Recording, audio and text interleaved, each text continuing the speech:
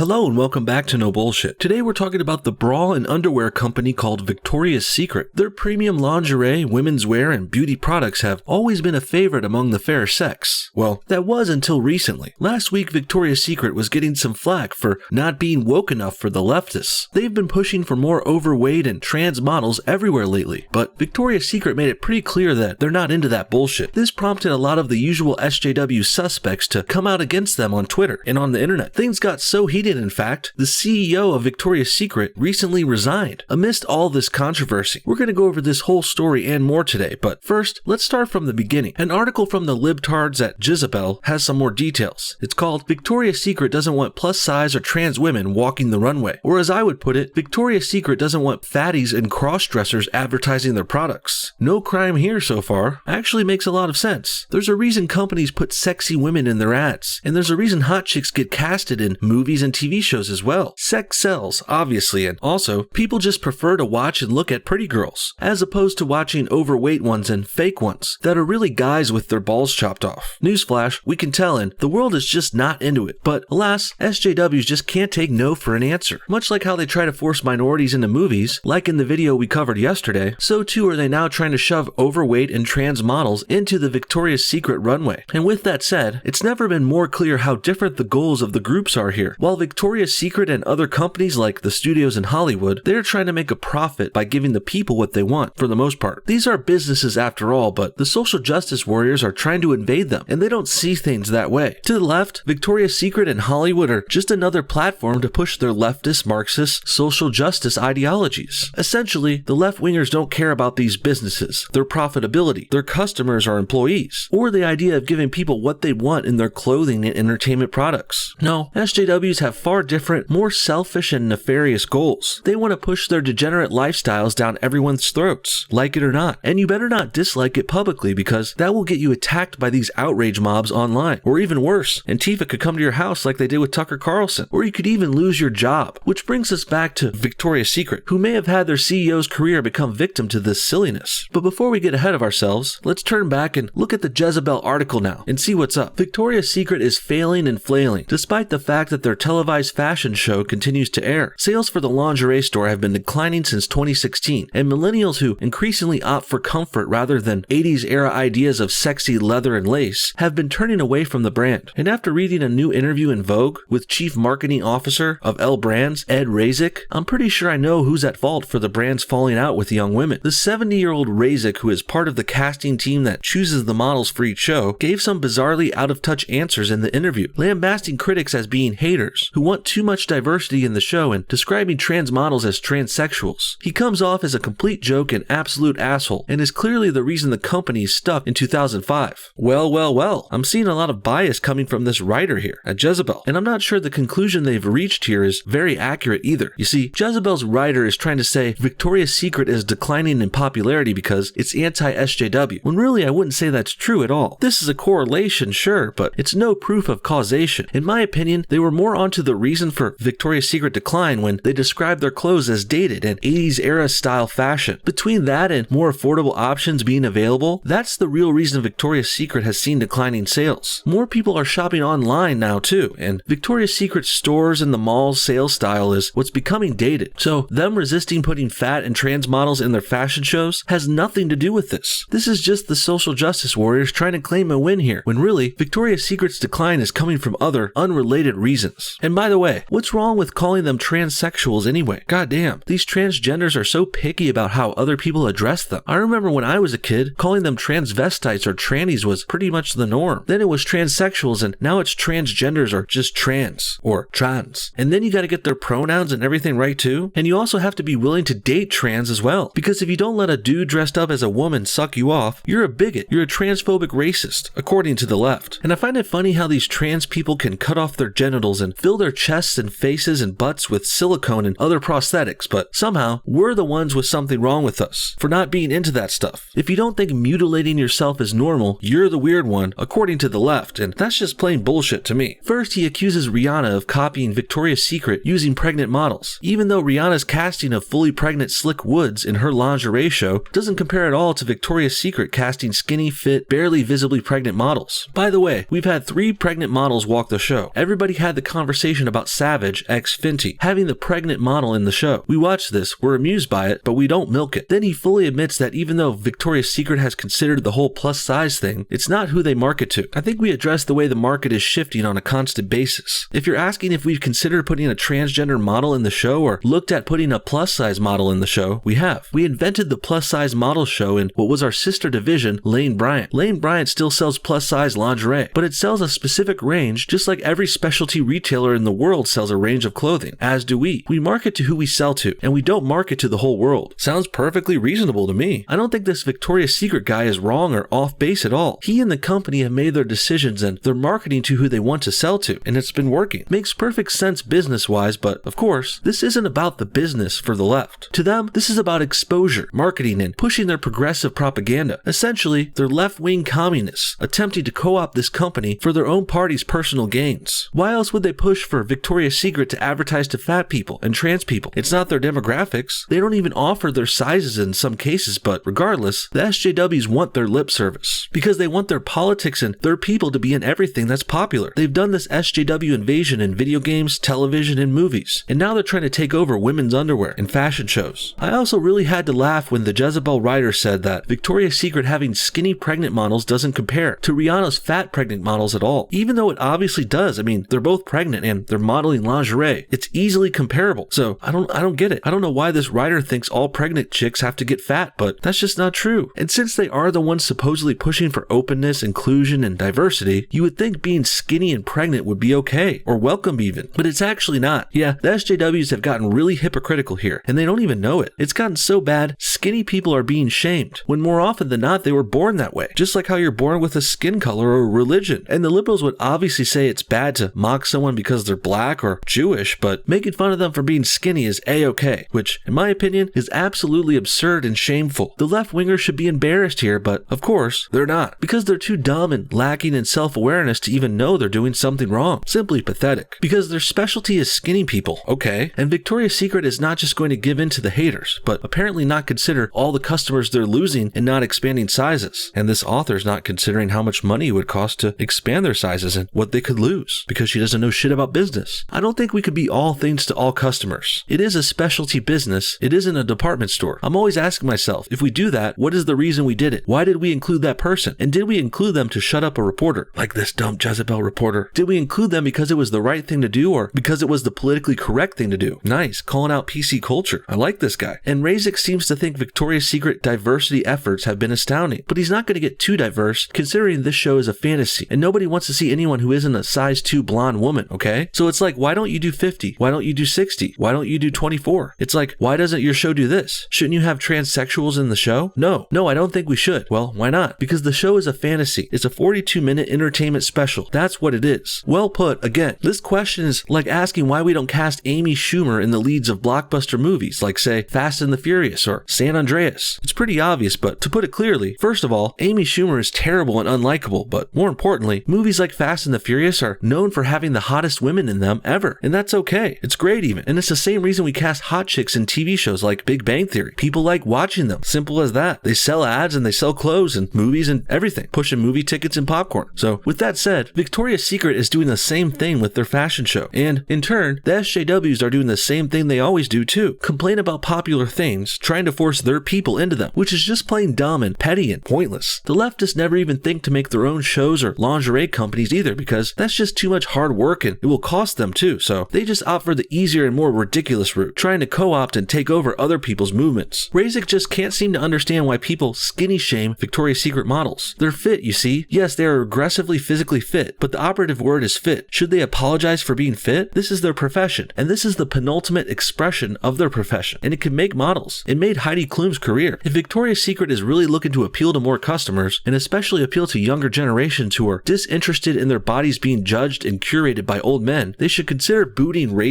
Talk about more biased reporting. Jesus. This girl writing this is more of an advocate than a journalist. And in my opinion, I think this Resigns guy sounds pretty smart actually. And he definitely has balls to stand up to loser SJWs like this, especially these days in current year, 2018, because like what this Jezebel writer has demanded, people already want him fired because he's not PC. Fortunately though, Resigns is still employed by Victoria's Secret as far as I know. But like how I teased earlier, the CEO of the company did just resign this this week, right after this controversy. Whether or not it's directly related to the SJWs brigading their company is still hard to say, but I would certainly imagine it's part of the reason. And this writer at Jezebel sure took this as a win for their side, even writing another bullshit article celebrating it. In the end, Victoria's Secret did nothing wrong here. They are a private company making a decent product for its customers, and they've been doing it for decades. They also even go so far as to have these giant, extravagant fashion shows every year, which are done to launch products, sure, but it's also done to entertain fans and spark interest in the brand, and to make some of their models rich and famous. They work hard and they deserve it, in my opinion, and them choosing to go with hot and sexy models to do this is smart. It's a no-brainer, and really, them getting attacked for it is what's absurd. SJWs can't stand pretty people because they're ugly, and they bash on skinny people because they're usually fat and out of shape. That's what's really going on here. The left-wingers are trying to invade another popular space, and instead of the company caving in like usual, Victoria's Secret stood their ground, and good for them. I applaud their stance here, but this is what's caused the progressives to come after their company even more. You really can't win here either, because caving in means the company would lose money and profits by advertising to people who don't buy their products anyway. But now standing their ground has also caused its own problems, when really, it really shouldn't. What do you guys think? Should Victoria's Secret cave in and add fat and trans models? What's the real reason social justice warriors want to push their people into everything that's popular? And do you think this Jezebel writer is fat and gross, and that's why she's hating on the lovely ladies at Victoria's Secret so much? Comment your thoughts on everything below, and thanks for watching No Bullshit. We'll see y'all next time.